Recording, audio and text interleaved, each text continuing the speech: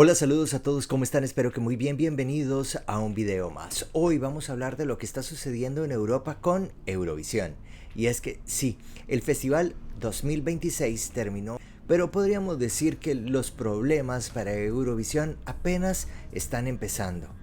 Esta no fue solo una edición polémica, podríamos decir que fue la más política, la más divisiva y la más incómoda de la historia reciente de Eurovisión. Y lamentablemente de lo que muchos están hablando no es de quién ganó, sino de lo que está pasando a lo interno de la organización. La guerra en Gaza derivó en que varias televisiones europeas, entre ellas Radio Televisión Española, decidieran no participar este año en el Festival de Eurovisión. Países retirándose, artistas que abiertamente dicen no pretenden participar y televisoras públicas que se enfrentan de forma directa a la organización.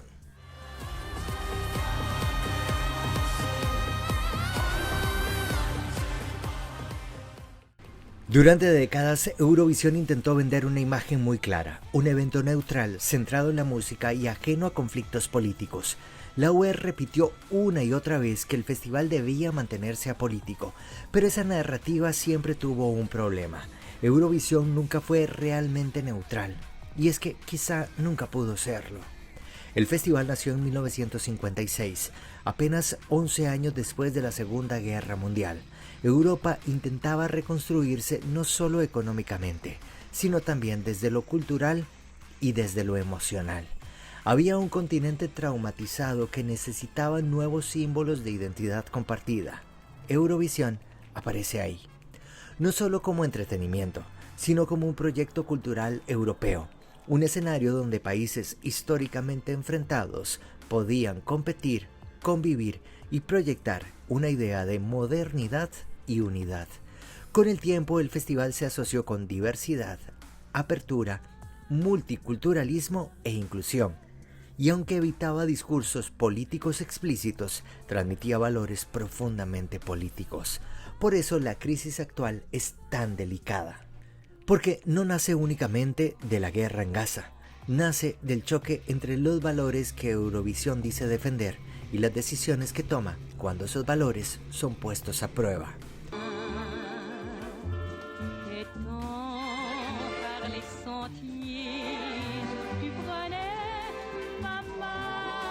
Y es que podríamos decir que el momento que lo cambió todo fue cuando en el 2022 la misma organización en cuestión de horas tomó la decisión de expulsar a Rusia después de la invasión a Ucrania, sin saber la misma organización que esta polémica decisión le explotaría años después en sus manos. La expulsión de Rusia rompió la ilusión de neutralidad. Demostró que Eurovisión sí estaba dispuesto a excluir a un país por un conflicto bélico, y ese precedente se volvió central tras la devastación en Gaza. La pregunta surgió de inmediato: si Rusia fue expulsada, ¿por qué Israel no? La UE respondió que quien participa no es el Estado, sino la televisora pública. Pero muchos críticos dicen que ese argumento es solo un tecnicismo, especialmente porque en el caso ruso también participan las cadenas estatales. La discusión dejó de ser técnica y se convirtió en un problema de credibilidad y sobre todo en un problema moral.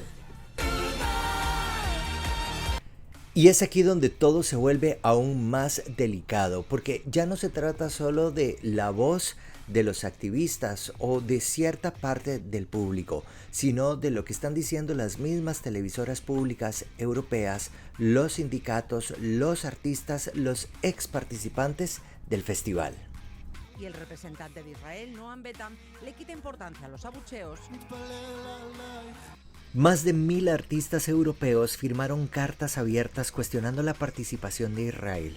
Ex concursantes denunciaron públicamente a la organización y televisoras públicas comenzaron a enfrentar presiones internas. La señal más fuerte llegó desde España. RTVE decidió no participar, no transmitir las semifinales y tampoco la final. En su lugar emitió una pantalla negra con un mensaje. El Festival de Eurovisión es un concurso, pero los derechos humanos no lo son. No hay espacio para la indiferencia, paz y justicia para Palestina. La imagen recorrió toda Europa.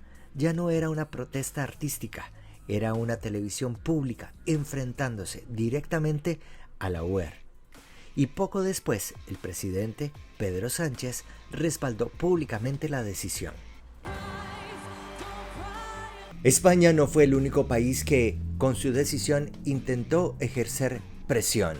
Hay otros que también están involucrados y parece que la lista va en aumento.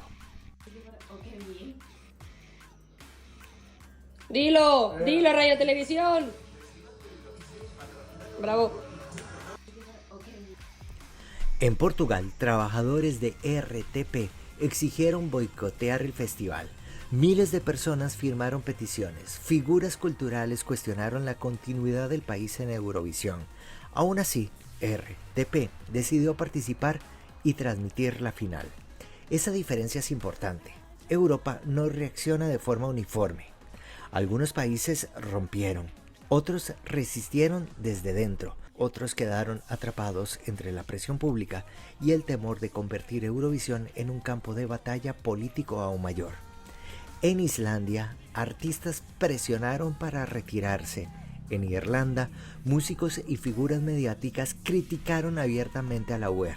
En Países Bajos y Eslovenia también hubo tensiones similares. Mientras tanto, la UER seguía insistiendo que Eurovisión era apolítico, una afirmación cada vez más difícil de sostener.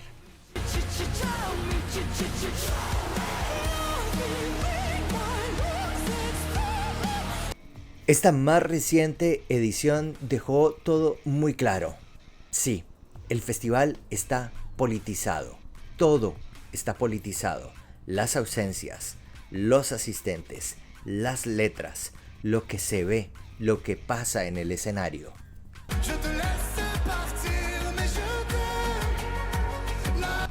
La final terminó con la victoria de Bulgaria, gracias a Dara y su canción Bangaranga. Israel quedó en segundo lugar, impulsado por un televoto masivo. Pero incluso el resultado aumentó la polémica.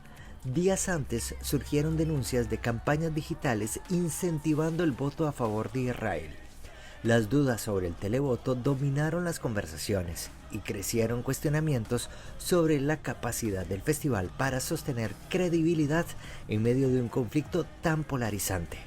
Y ahí aparece un problema aún más peligroso para Eurovisión: la pérdida de confianza.